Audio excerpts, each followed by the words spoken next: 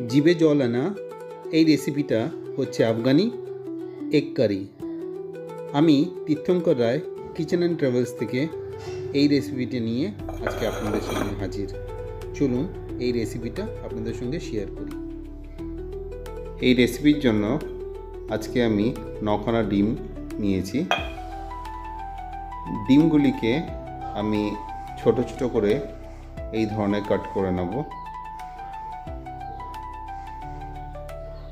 এই কাট করাতে ডিমের মধ্যে ভাজাটাও ঠিকঠাক হবে, প্লাস মশলাটাও খুব ভালোভাবে ঢুকে যাবে।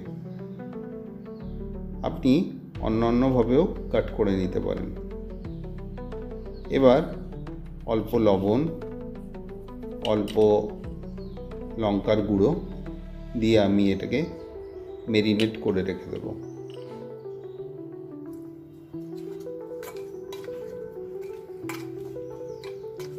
এবারে কি নিয়েছি দেখুন। আমি নিয়েছি লঙ্কা নিয়েছি, রসুন নিয়েছি, কাজু বাদাম নিয়েছি, নর্মাল যে চীনা বাদাম সেটা নিয়েছি, পেঁয়াজ নিয়েছি বড় বড় দুটো সাইজের, আদা নিয়েছি।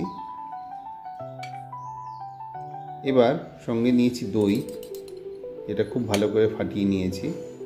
টমেটো নিয়েছি, তেল সাদা তেলে আমি করব এটাকে।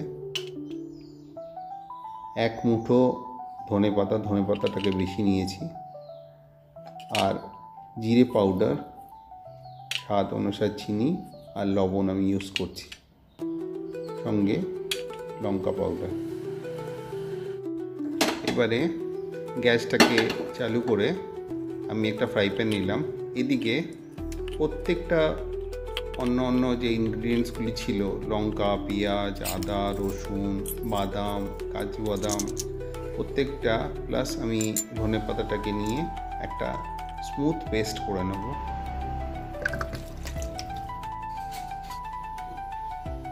এদিকে ফ্রাই প্যানটাও গরম হয়ে গেছে।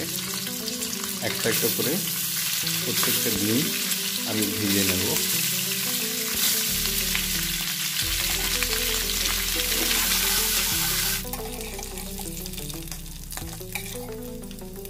এবার ভাজা হয়ে গেলে আমি প্রত্যেকটা ডিমকে তুলে রাখছি।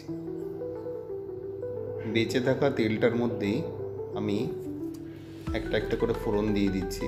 আমি এখানে গোটা জিরে, দারচিনি, দুটো এলাচ আর একটা বড় এলাচ নিয়েছি। তেলটার মধ্যে এটাকে ভালো করে মিশিয়ে যেতে দেবো। এবারে এই পেস্টটা আমি বানিয়েছিলাম, এই পেস্টটা তেলটার মধ্যে দিয়ে দিলাম। ভালো করে নেড়ে চেড়ে আমি যে কাটা টমেটো ছিল সেটারও একটা পেস্ট আমি করে নেব। পেস্টটা করে এটাকেও ওটার সঙ্গে মিশিয়ে দেব।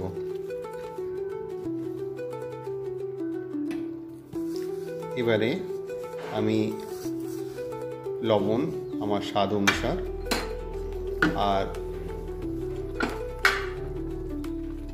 জিরে গুঁড়োটাও এর মধ্যে মিশিয়ে দিচ্ছি। এখানে প্রায় 1 চামচ বড় চামচের জিরে গুঁড়ো আছে। লবণ আর জিরে গুঁড়োটাকে ভালো করে মিশিয়ে এর মধ্যে অল্প কাশ্মীরি লঙ্কাও আমি মিশিয়ে দিলাম। এবার ভালো করে নেড়ে চেড়ে নেব, যাতে এখানে আমি চিনিটাও দিচ্ছি। এটা সম্পূর্ণ অপশনাল, আপনি চিনি ইউজ করতেও পারেন, নাও করতে পারেন। চিনিটা দেওয়াতে এটা একটু টেস্টটাকে পাল্টে দেয়। আমি এখানে চিনিটাকে ইউজ করেছি। এবার যে ফ্যাটানো দইটা ছিল সেই দইটা এবার এর মধ্যে দিয়ে দিলাম। আপনি দইয়ের জায়গায় ফ্রেশ ক্রিমও ইউজ করতে পারেন, যেটা আরও টেস্টি লাগে। দইটাকেও এর মধ্যে মিশিয়ে দিলাম। মিশিয়ে এবার ভালো করে আবার এটাকে নেড়ে ছেড়ে দিচ্ছি।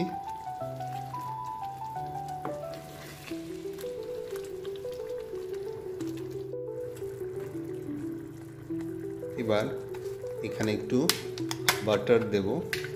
আফগানিরা তেল আর বাটারটাকে ইউজ করে থাকে, এখানে আমি অল্প একটু বাটার ইউজ করলাম। এটা টেস্টটাকে আরও বাড়িয়ে দেয়।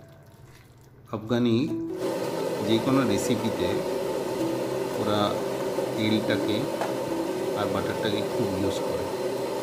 এবারে ঝোলের থেকে তেল আস্তে আস্তে বেরিয়ে আসছে। আমি সব ডিমগুলিকে এর মধ্যে দিয়ে দিলাম, খুব ভালো করে নেড়ে নিলাম। বন্ধুরা ভালো করে লক্ষ্য করুন, মশলার থেকে তেল ছেড়ে দিয়েছে, ডিমগুলির মধ্যেও মশলাটা খুব ভালোভাবে ঢুকে গেছে। এবারে এটা দেখেই আমি বুঝতে পারবো আমার আফগানি এগ গ্রেভি পুরোপুরি কমপ্লিট। একটু নেড়ে ছেড়ে আমি একটা সার্ভিং বাউলে আমি নিয়ে নিচ্ছি এটাকে। আমি গ্যাসটাকে বন্ধ করলাম।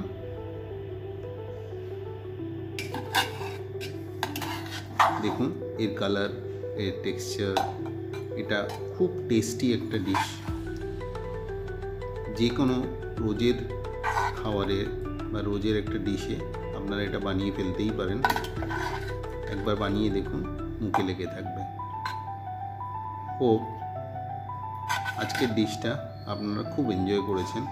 বাড়িতে অবশ্যই বানাবেন, নিজে খাবেন, বাড়ির সবাই পরিবারকে খাওয়াবেন, খুব ভালো লাগবে।